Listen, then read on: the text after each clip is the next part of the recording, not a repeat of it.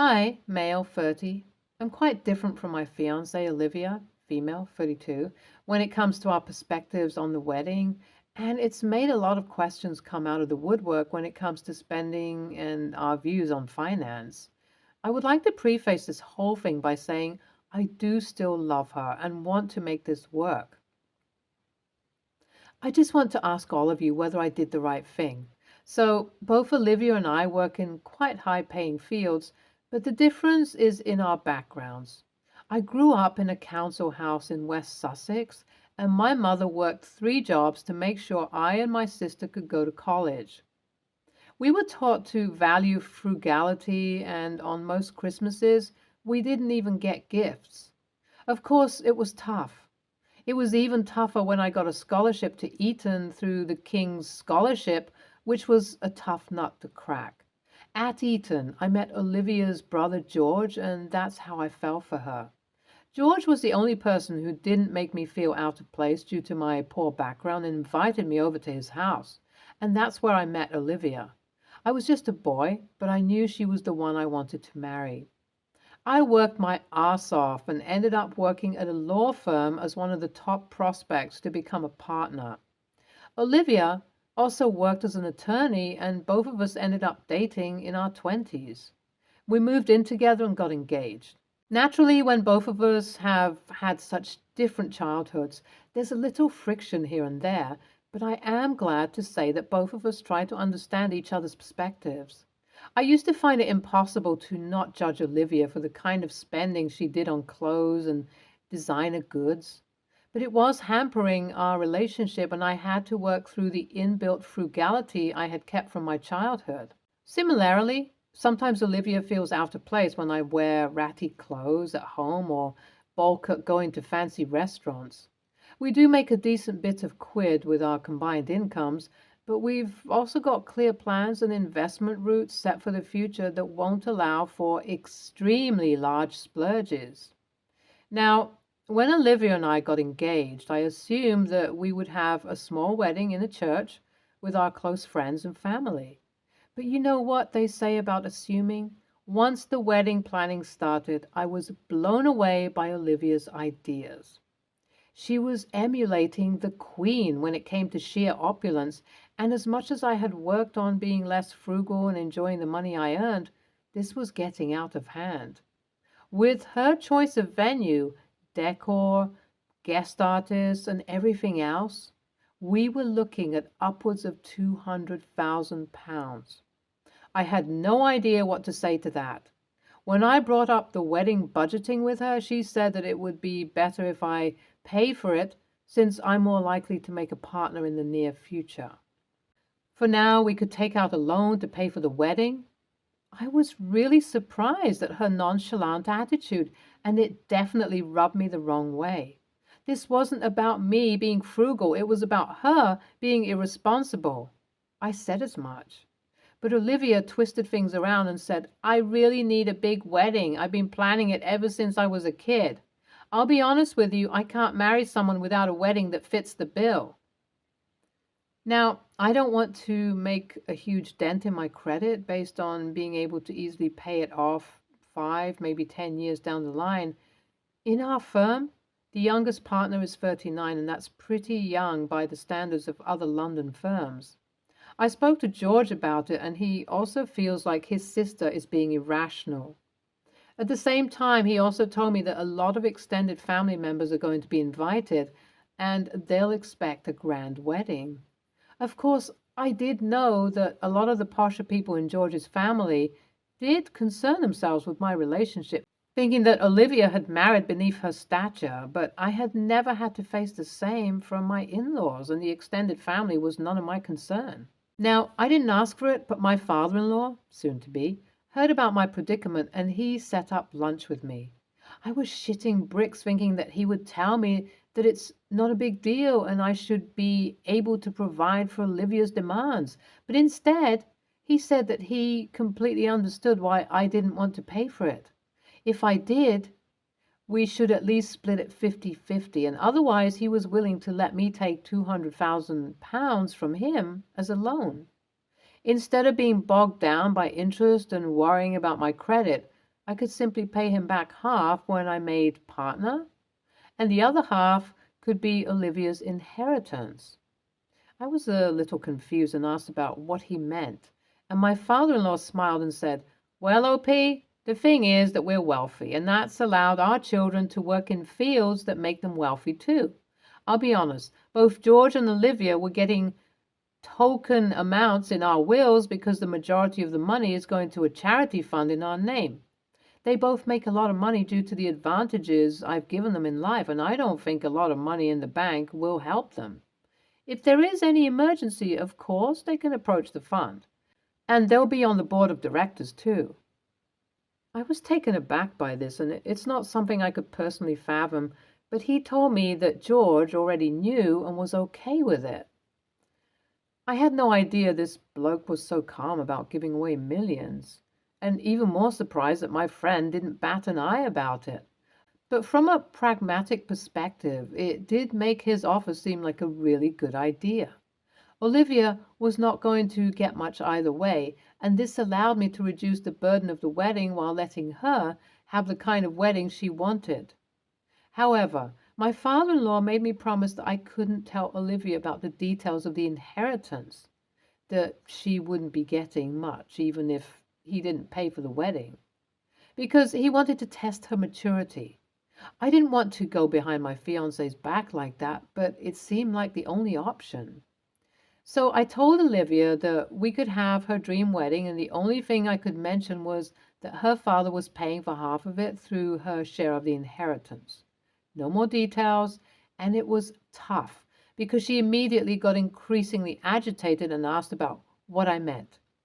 When I couldn't give any answers, she went on a tirade that has seriously made me consider our relationship, where she called her father an old man, going off about how much money he has and how £100,000 isn't a drop in the pond for him. She even attacked me by saying, "I know you were poor, but I wasn't. £100,000 isn't shit to me, and I want what I deserve from my father. Why couldn't you just pay for it?" It was a massive fight, and we're currently not talking. I feel insecure about my relationship right now, and it showed me that Olivia is a lot more class conscious than I thought. I also don't agree with how she feels entitled to her father's money. Yes, it is kind of alien to me as well that a father doesn't want to leave a lot of money to his children, but it is his choice, and I feel like we need to respect that. I think Olivia acted like this because she doesn't know about his plans for his inheritance. AITA for not telling her? Update 1. I spoke to George about this again. He's quite close to ground zero on this issue, but he's also my closest friend. He is firmly on my side and thinks that Olivia was in the wrong for bringing up my background and also expecting me to pay for the whole thing. Unlike her, I'm the first one in my family with any real wealth. So £200,000 out of my pocket also means £200,000 less for my nephew who wants to go to college, or £200,000 less for my cousin who needs surgery. I don't think Olivia has ever had to think about stuff like that, and it's clouding her judgment. George also said it would only be right of me to tell my father-in-law about this, and I think he's right. But I don't want to go behind Olivia's back about all of this. I told my father-in-law that Olivia needs to be able to present her side of things too, and we should meet and discuss this together. He agreed, and we're going to talk tomorrow. Update 2. So Olivia, me, and my father-in-law went to lunch together, and he immediately started by praising me for reaching the position I had in my life. Then matters moved on to the wedding, and he turned to Olivia and said, "I'm disappointed in you, Bun." After the shock wore off of her face, he told her everything, and it got really bad. Olivia shouted at her father for being heartless and leaving his children with nothing, and she gave me my ring back. We're through. She walked out on me, and my not father-in-law, he comforted me and said this may have been for the best. In his words, Olivia didn't behave the way I taught her to behave. He will stay in touch with me, and obviously so will George, but I do believe that's it for my relationship. Update 3. It's been a month since lunch, and Olivia has moved out of my flat. I was in a really bad place when the breakup happened, but surprisingly, her family has helped me out of it through their support. I think my ex has lost her shot at any kind of inheritance or even support from her father due to her disrespect. As for me, I'm just focusing on my career right now and not dating. I think that's going to be the best way to move forwards. I think you were put between a rock and a hard place. Your father in law seems like he's testing Olivia, and it's unfair to leave your children with nothing. Olivia, on the other hand, is being too demanding of you just because you have the potential to earn crazy money in the future. Even if you make a partner, spending £200,000 on one day is still effing ridiculous. NTA, I think you are way too forgiving of Olivia's personality and her behavior. I would have been out of the door as soon as I heard that she expected me to foot the entirety of £200,000 by myself. Next story. I have had a friend from university, we're in our late 20s, that just moved to my city. She just bought a condo and asked if my husband and I wanted to see a movie at the 21 plus theater by her place. Then she'd make dinner at hers. We have a toddler, so we were pretty excited to have some adult time. We went out on Saturday and saw the new John Wick movie, had a great time drinking beer, catching up, and messing around in the reclining seats and shit without worrying about having to censor our language for toddler ears. The issue started when we got back to her place and she started making dinner. She was making pasta and salad. I brought a homemade strawberry cake because that was my friend and I's thing when we lived in the dorms. We didn't have access to kitchens, so whenever I'd go visit family or friends for a weekend, I'd always make this strawberry cake to bring back to the dorm to eat together and binge watch movies all night. She was making dinner and everything was good until she drained the pasta directly into the sink. Not using a colander or anything, she just put a different stopper in her sink so the pasta wouldn't go down the drain, but the water would. To her credit, the sink looked clean. Neither my husband nor I wanted to eat her dinner after that because we were pretty grossed out. I'm not one to mince words, but I also didn't want to be a dick about not eating the meal she prepared, so I was struggling with how to tell her we weren't going to eat the pasta. This is what I remember saying to her, and I think I didn't have too harsh of a tone, but take this with a grain of salt. We've had a great night with you, and I missed you so much, but we don't feel comfortable eating the food you made because you drained your pasta directly into the sink instead of using a colander. I know it's a new place, so your sink is probably clean and you haven't unpacked all of your kitchen stuff, but we still don't feel comfortable. Can we take you out to eat instead? She responded by saying she doesn't own a colander and her dad would always just drain pasta directly in the sink. She also said we must think she's poor to offer to take her out to dinner instead of eating the food she made. I tried to clarify that we didn't invite her out to eat because we thought she's poor, but she cut me off and said we should leave if we were so disgusted by her. We awkwardly left, and ever since she's been texting me that I'm a shitty friend for being classist. She grew up poor and in and out of foster care. My husband and I grew up comfortably middle class. And that if I'm so worried about her gross food, I should buy her a colander and apologize if we want to stay friends. I haven't responded to her because I'm not sure how. Both my husband and I apologized when we were leaving her house, but I'm not sure much more what we can do. Is it really that bad that we didn't want to eat sink pasta? NTA, even if the sink was clean, some cleaners like bleach, etc., are absolutely not okay mixing with food. Even if there wasn't leftover cleaning supplies or raw chicken juice, I'd still be absolutely grossed out. And it's not classist to drain pasta with a colander. They sell them at dollar stores and IKEA. You usually see them in every kitchen. I use mine all the time for things other than just pasta, like to put the potatoes in as I clean off the skins, rinse beans or berries in, drain fat off brown ground beef, etc. There's a ton of things that were messed up in our childhoods that we find out aren't normal or healthy as we get older. She probably just feels bad. She didn't realize that it wasn't normal and is lashing out. NTA and probably NAH.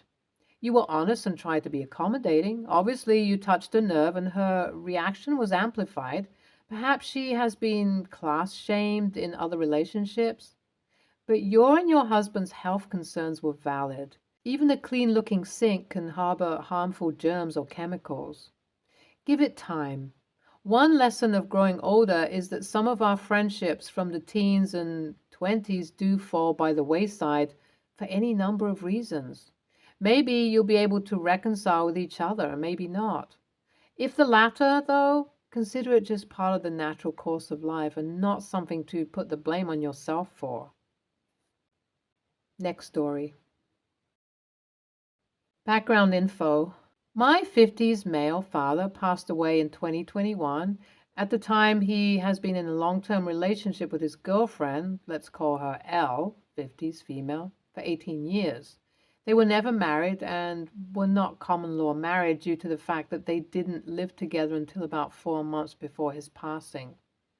Myself, 22 female, and my brother, 24 male, both have lived on our own for several years before my father's passing, meaning he could move his girlfriend and her own children, 23 female and 27 male, in without putting a strain on us. Once my father passed, we allowed Elle and her children to remain living in his house on the condition that the bills were still being paid, etc. Because my father did not have a will, all belonging and property were to be split between myself and my brother.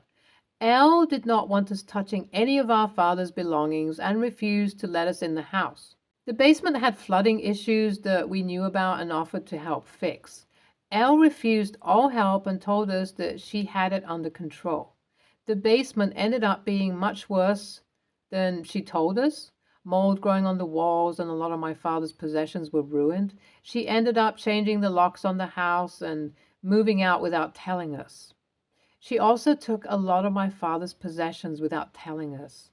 Here's where I may be the a-hole. There have been articles about my father going around listing Elle's children as my father's children. I never spoke about them when they first came out, even though it was very hurtful to read someone else being called my father's daughter. Recently, there was a new article, and I could no longer hold my tongue as everyone was reposting and sharing the article. Elle and her children have blocked me and refused contact. I posted a lengthy and heartfelt post about how Elle and her family destroyed my father's house and stole his belongings, all while claiming to be his real family. The post in question said, paraphrasing as it was long, I do not want to take away how much someone may have loved and cared for my father, but to claim him as your own father is incredibly disrespectful after the damage you have caused to his family. You refused help with the basement and let his prized possessions be ruined. Things that I could have to remember my father by are now ruined. Please do not speak on my father's behalf. This has caused a massive outburst from Elle and her children, calling me disgusting and saying I should have spoken to them privately first. Again, they have me blocked on almost everything. I gave them my reasonings for the post and explained that I have done everything I could to help them while they just took and took from me. While I believe the post was harsh and I never in a million years wanted to start Facebook drama because I think it's trashy, I believe that it was truthful. I was truly fed up with them spinning this narrative of being the victims. So AITA? NTA, these people are a piece of work. Someone that would do that is really damaged. Have you talked to a lawyer yet? This needs to be done. You need to reclaim what you can of your father's past. I'm sorry to hear about your father. I lost mine recently and had some trouble with his ex, not my mom. I got what I wanted, and left her the garbage. NTA, do everything everyone else has said regarding a lawyer and police reports for theft. But also, if these articles are from reputable sources, simply contacting the writer and informing them that they are factually incorrect about your father's relationships will call for a correction to be issued. Stay tuned for more stories from our girl relationships.